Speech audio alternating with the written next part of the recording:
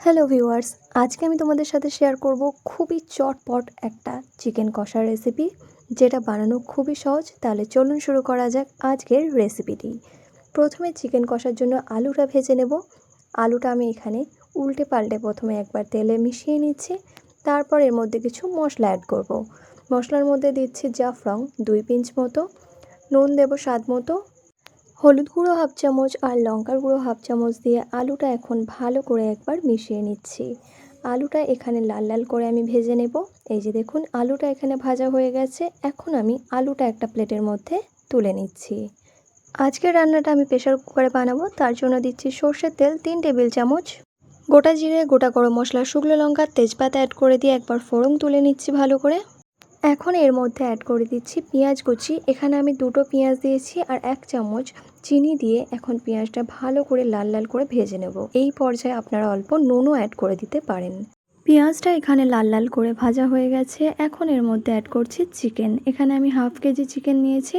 চিকেনটা এখন পেঁয়াজের সাথে ভালো করে ভেজে নিতে হবে। চিকেনের কালারটা একটু চেঞ্জ হয়ে গেলে এখানে আমি অ্যাড করে দিচ্ছি আদা রসুন বাটা 2 চামচ। আদা রসুনের কাঁচা গন্ধ যাওয়া পর্যন্ত চিকেনটা এখন ভালো করে ভেজে নিচ্ছি। গ্যাসের ফ্লেমটা মিডিয়াম টু হাইতে রেখে চিকেনটা ভেজে নিয়েছি। এখন এর মধ্যে দই অ্যাড করছি 3 টেবিল চামচ।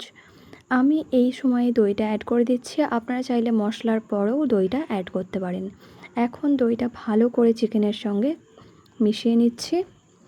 এরপর কিছু মশলা অ্যাড করব। স্বাদ মতো দিচ্ছি নুন, লঙ্কার গুঁড়ো 1 চামচ, ধনের গুঁড়ো 1.5 চামচ, হলুদ গুঁড়ো 1 চামচ, জিরের গুঁড়ো দিচ্ছি 1 চামচ। এখন সব মশলা ভালো করে চিকেনের সাথে মিশিয়ে নিচ্ছি।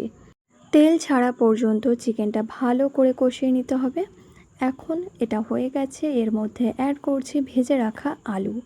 আলুটা দিয়ে এখন চিকেনটা ভালো করে কষিয়ে নিচ্ছি। চিকেন থেকে পানি রিলিজ হবে, তাই আমি এখানে পানিটা অ্যাড করছি না। তবে আপনারা চাইলে প্রয়োজন পড়লে পানিও অ্যাড করতে পারেন অল্প অল্প। এখন এর মধ্যে গরম মশলা দিচ্ছি হাফ চামচ। চিকেনটা এখন আবারও ভালো করে কষিয়ে নিচ্ছি। চিকেনটা কষাতে কষাতে যখন দেখবেন খুব সুন্দরভাবে তেল ছেড়ে দিয়েছে, তখন এর মধ্যে পানি অ্যাড করে দেবেন। আপনারা আপনাদের পছন্দ মতো পানি অ্যাড করতে পারেন।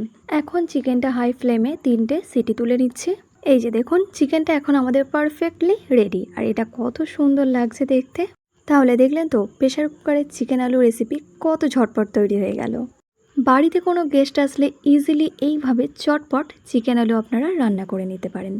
আশা করছি আমার আজকের রেসিপিটি আপনাদের ভালো লেগেছে। ভালো লাগলে অবশ্যই একবার ট্রাই করবেন। আজকের জন্য এতটাই। ফিরে আসবো নতুন একটি রেসিপি নিয়ে। আল্লাহ হাফিজ।